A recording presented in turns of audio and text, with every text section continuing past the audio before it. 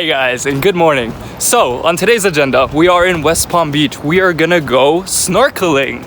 That's why I've got my little diver down flag with its little floating apparatus and a strap used to secure to your wrist or ankle or something. So I'm gonna go check out two places. First on the list is this John D. MacArthur State Park. There's supposed to be snorkeling down that way where that dune is. There's supposed to be a reef there. So it's not a coral reef, but it is a reef, and I'm hoping that, you know, it's gonna have some sort of wildlife on it, in it, and, you know, for me to spectate, observe cautiously. The second place that I'm gonna check out is the Phil Foster Park, which is basically by kind of the road. You stop by, and it's supposed to also have really good opportunities to snorkel. So I'm gonna borrow this flag for a little bit and head down there later. And then I'll let you guys know what I see. Now, it's a shame I don't have any, you know, I don't have an underwater camera or something that I could show you guys, you know, all the different fish species that I find, or, you know, crabs or whatever. So you'll just have to take my word for it. But I will tell you guys what I end up seeing if it is cool. And yeah, I don't know. I guess on a personal note, I am kind of recovering from a massive hangover. So that's always fun, you know what I mean? Like, yeah, that's always good. But I think, you know, spending that time in the water underneath the water is gonna cool me down and just, you know, relax me so much more. So we'll see how it goes. Wish me luck, you know, wish me luck for finding stuff. Look at this little guy. I don't know if he's dead or not. I think he's still alive. He looks pretty intact, but look at him. And I'll see you guys afterwards. Okay, so just like with everything in life, there's good news and bad news. I'll give you guys the bad news first. The bad news is that the tide is way too strong. You can kind of see that. I mean, the tide is way too strong, and I'm basically getting flopped out there everywhere, right? Which is not to say that I have maybe not the best snorkeling experience, but it's also really the visibility, because of this intense tide, is terrible. Okay, I mean, the visibility isn't like it was down in Miami or in Fort Lauderdale or Delray, right? So visibility is bad, current is too strong, and I've seen no fish. Like, I mean, I was able to see a little bit down, no fish, and yeah, anyway, it's just not working out. All right, so the good news is there's another place called Phil Foster Park that I'm gonna check out. So I still have my diver's flag. I'm just gonna pack everything up really quickly and head over to the other location. And I hope that because it's a bay, it's gonna be a little bit better to snorkel there. And it's gonna be a lot quieter and maybe not as strong of a current and stuff, but we'll see. So stay tuned. All right, guys, so I just finished snorkeling at Phil Foster Park here, and I have to share my experience with you because it is really intense, man. Like, you have to understand, the last time I was snorkeling, I was a little kid, you know, 6, 7, 8 years old, 9 years old, whatever. And like, I snorkeled over on the west coast of Florida, so the Gulf of Mexico, which is pretty, you know, brackish water. It's you know, it's a little bit muddy. You can't really see, you know, really awesome stuff in there, right? Because it's the clarity just isn't there. So I just snorkeled at Phil Foster's, and I mean, right here, I literally underneath the bridge, just, you know, along, you know, the piles, maybe sometimes underneath the piles. And dude, some of the stuff that you see is crazy. Like, I mean, you know, you have to be careful on what you step because there's like wildlife everywhere. And you know, the interesting thing is, like, you have little crabs that are, you know, constantly fighting each other or trying to catch fish, and, you know, there's like a whole ecosystem that you normally wouldn't see. And it's like, I don't know, I saw everything. I saw like little what looked like a water centipede, like a giant centipede underwater. I don't know what they're called, but yeah, I mean, you know, crabs, little fish, bigger fish, huge fish. I saw, you know, like a snook. I saw a lot of snooks, but I saw one snook that was just chilling there, dying, actually, sad. But I don't even know why. It was flipped upside down, and it was just breathing, you know, but you could tell it was dying. It had something underneath its snout, so that you could see bare flesh underneath its snout. It looks like something I don't know, maybe got in a fight with another fish or something like that. But yeah, I saw jellyfish, you know, like huge jellyfish like this, which I also don't know what they're called. Trust me, I'm sorry, I don't know any of these names. Like, as you can tell, I'm pretty new to this, but it was intense, man. Like, it was intense. Like, I have no words. Like, I saw colorful fish, you know, yellow fish, like different types of fish. Like, I don't know, I must have seen at least 20 different you know, varieties of fish down there, and even huge fish. Like, a school of huge fish passed me by, to the point where I got kind of scared. I'm like, hey, dang, are they gonna attack me or something? Like, it was really, really intense.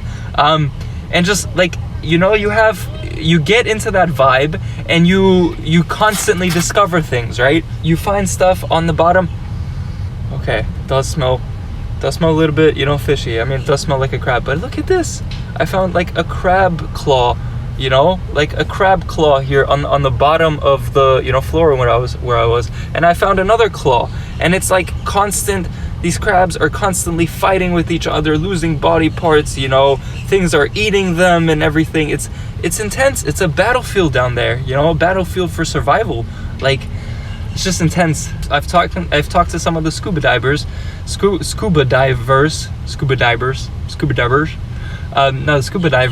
who said that they saw octopus and stuff here around, and like, what? I didn't think you could see any of this stuff around here. It's just insane. So yeah, I'll definitely do snorkeling tomorrow again. And it's a shame I don't have my scuba license, but you know, like, maybe down the road I will eventually do it. It's really, really, really, really cool. So far, it's been a complete victory. On today's cooking channel, we're attempting to make a very cheap paella. We've got a little propane, you know, camping gas grill or whatever. We've just put in some rice-a-roni, super cheap stuff, plus some beef stew. We're gonna add a little bit of tomato sauce. I'll eat the raviolis out of this, and then I'll throw the tomato sauce in there as well. Some barbecue sauce, because I love barbecue. I used, obviously, Bertolli oil, and I'm gonna add a little bit of tuna to give it that, you know, paella seafood sort of vibe. And that's pretty much it. A poor man's cooking. This is kind of my setup. So every time I cook, I have to take out my propane gear. So my bottles, that's a little, it's like, this is like a water thing, a water thing where you're supposed to drink out of, and I've modified it to the point where I've sealed it. It's just kind of a container to put all the opened propane cans that I use, because I just want it to be safe that the propane, even if they have resealable tops, that in case some propane leaks, it's gonna, you know, hopefully not get out through that second layer. And then I've got extra propane bottles as well, you know, candles in case, and then obviously my cooking stuff right here, right? Cutting board I don't really need today because I don't have any fresh produce and vegetables, which is really sad, but that's just the way it is. Poor man's paella. As you can tell, it is pretty much almost done. It's still, you know, bubbling, but I've taken the propane canister off, and this thing kind of, when I turn it down or whatever, it started leaking out of here, so it's not too great, but I mean, it'll be all right. But yeah, this is a poor man's paella, and I think it turned out pretty well. Like, I mean, you basically, it'll turn into a risotto or something. The rice just needs to soften up, and then you just mix a bunch of stuff in it to your liking. Paella is a very cheap dish that, you know, usually involves a lot of seafood and, you know, things that they have over, and they throw it all into one and do a paella, which, you know, is essentially what I did, but the poor man's version of it. So yeah, this has been my first time cooking with a propane grill, actually. And, you know, part of the thing that the reason I wanted to have a propane cooker on the outside and not, you know, build it into my camper van and do a little kitchen area or whatever, like I see a lot of people doing in those camper vans, is because you get all the fumes, you know, you get the propane sometimes leaking, you get the food, like, you know, like the smells from the food and stuff. And obviously if you cook a lot of different meals, then you get, you know, a whole mixture of like food smells that stay into your fabric and your van and stuff like that, and your sheets and everything. And I didn't really want to deal with that. All right. So I did a setup where I can actually set up this propane cooker on the back, so I can open my back two doors and I can cook on there. Or I can literally, if I'm here in this little, you know, picnic area or whatnot, I can just set it up on a picnic table, take out my gear, and, you know, start cooking. I also had the option, there are these little grills, wood fire grills, so I could have potentially, you know, maybe put in This is kind of gross to grill meat straight on top of there, but maybe put something in between and then literally grill some meat or something. So that was also another option, but I wanted to give the propane cooker a shot. So I think it turned out pretty well. I'm gonna eat it and taste it and leave some for tomorrow. This will be a meal for today and for tomorrow. So this is for like 2 days, and it took me like half an hour of, you know, prep and cooking. So I think that's pretty all right. Now it's just a matter of cleaning up and putting stuff back. So maybe another 10 minutes or so. Cool, sweet, peace. So on today's agenda, not that there is a, you know, secret hidden agenda to all this. No, I'm just kidding. But on today's agenda, we're actually going down to Peanut Island, which means we have to take a ferry from Riviera across. I think it's like $14 there and back for an adult. And we're gonna go snorkeling in Riviera because of all the fun that we had yesterday with snorkeling and like all the crazy stuff we saw. I heard from the lifeguard at Phil Foster Park that the snorkeling is supposed to be a lot better at Peanut Island. So I'm fingers crossed that I'm gonna see some really cool stuff. I'll let you guys know, like post like what I see. It's a shame I can't take the camera into the water. I really would. I can't take my phone. I mean, I'm just kind of scared to take my phone into the salt water, but we will. All right, so I'll let you guys know how that goes, and let's have a great day. Okay, so this is a view of Peanut Island. I snorkeled over there and all around the reef on the backside of it. And here by the dock, that's the little shuttle boat. That's the shuttle boat that you take to get here. Here on the dock, you have plenty of fish, like all around, all behind this dock, on these pillars, like all through here. And it's super clear, crystal water. Like it is see-through, there's fish everywhere.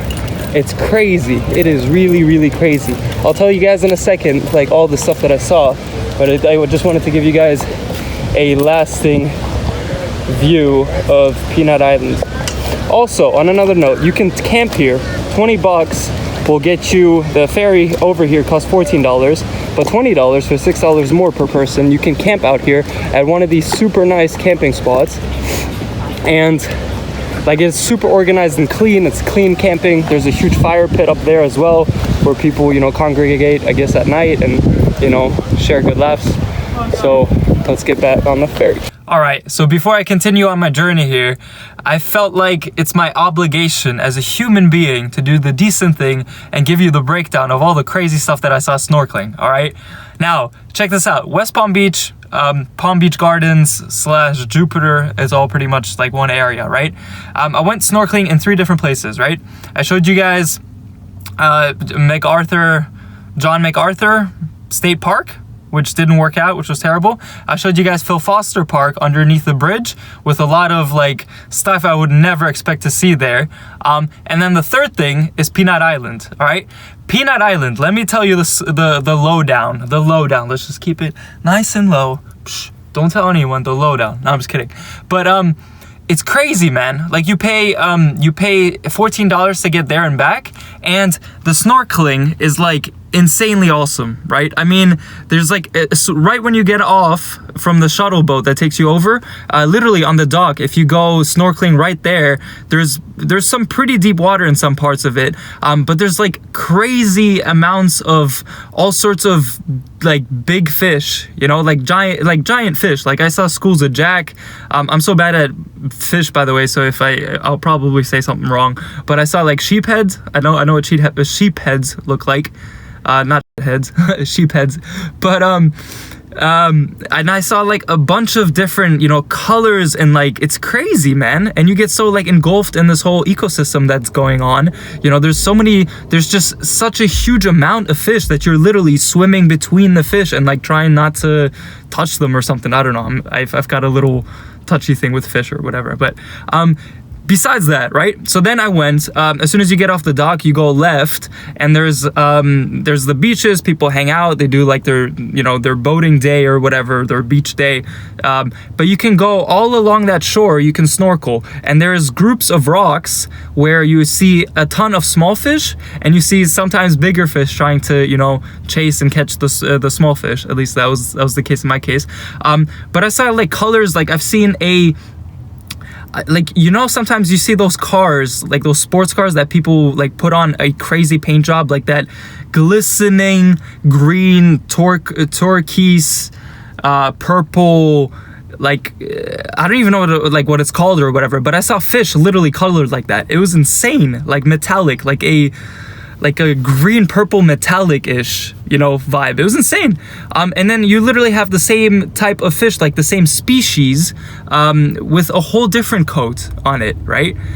But the coolest thing that I saw, I was chasing a manatee for like the longest time. All right, don't get me wrong, I really wanted to see that manatee because I guess some snorkelers or something saw that. But what I did see, I saw a huge manta ray. And this thing kind of caught me by surprise because I went a little bit off and I went like all the way around the beaches where the water kind of gets into a little bay. You go underneath a small footbridge, and then it goes into like a little bay and then it comes out on the footbridge. And it was pretty shallow water and pretty murky. I was thinking like, oh, well, but it was kind of warmer. So I was expecting to see a manatee in there. I didn't find a manatee, but as soon as I got out of that bay on the other side, all of a sudden I have this huge manta ray, literally like 7 feet below me, just pass under me. And so I started following it. I'm like, yo, I need to, like, what? This is crazy. But obviously I don't want to get too close because of, they have a massive stinger, and, Steve Irwin died, because of, a stingray and stuff. And I think a manta ray has the same capabilities. Like I said, I'm not a, biologist, or I'm not a, yeah. Anyway, but this manta ray was huge, right? It was like 2 meters long and 1 meter wide. It had like the whole body was a meter wide. It was like, but it was insane. It was really, really, really cool. So I highly recommend, out of those 3 things that I saw, right? Those 3 places to snorkel. Like I said, John MacArthur didn't work out, so maybe I just caught a bad day. Maybe I should have went when it wasn't so intensely windy. It's not a very popular spot, I'll tell you that much. So if you catch it on a good day, it might be a good place to snorkel. Phil Foster was really, really cool. I highly recommend it because it's just like, it is intense. It's like walking down some alleys, in New York or something, stumbling upon some really intense characters and some scenes, That's what I kind of felt like down there. And then Peanut Island is awesome. Hands down, definitely worth a trip. Definitely worth the $14 to get out there for the day. So that is the lowdown of my snorkeling experience around West Palm Beach. Hopefully you guys enjoyed it. Thank you so much for listening to this, and I'll see you next time. Peace.